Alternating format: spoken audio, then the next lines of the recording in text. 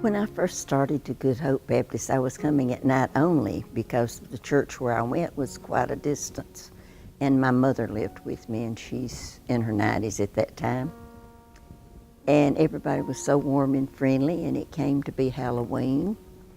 And they let me help. They let me register children. So I was told by Miss Maddie, you don't let anybody go past here because the pastor's office is back there. So this lady came up and she started around the desk, and I said, you can't go back there. And she said, why not? And I said, well, the pastor's office is back there. She said, I know, I'm his wife. So Sherry and I have been buddies since then. And then John and Christina came up and they were going back there, and I said, you can't go back there. And they said, but I'm the pastor's son, and this is my girlfriend. So I told them that I joined the church here so I could come to their wedding. But everybody has always been so friendly, and Brother Ralph and I had quite a number of conversations as to, did he teach the plan of salvation? Did he preach that frequently, if not every Sunday? And I let him know how I felt about it being preached, because there's too many people coming to church that are looking, and they need to know what they're looking for, and he does that, and I've really enjoyed it.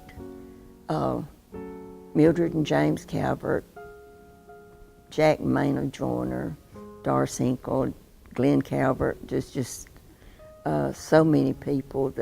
Of course, the Tubbses and all of that family, and I've been made a family member, and this is the most generous, loving church. And I went to one church 43 years, and it was great, but it was a little bit bigger than we had ever been used to. And so I've really enjoyed this church, and the kids, I love the kids, and it's been such a pleasure to work in the Bible school and I work mostly with the adults that are working, but I've watched so many of the children grow up, and they've gone from being in first grade till they're in college.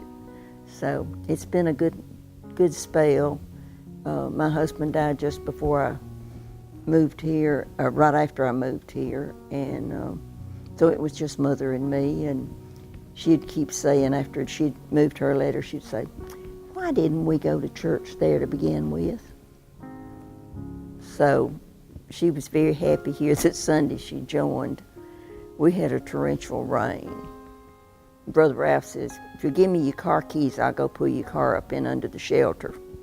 So I gave him my car keys, and Johnny Harris and I guess Greg Brown got her down the little narrow, steep steps to safety.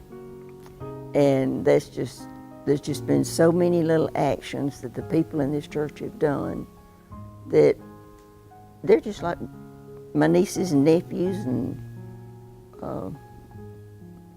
kids, grandkids. One came up to me Sunday night, hugged me, Wednesday night, hugged me and said, Miss Jan, I love you. That's very touching, and it just means more than you can say. And I've been allowed some privileges here that I've been looking forward to all my life, to get old enough to do some of the things that I can do now.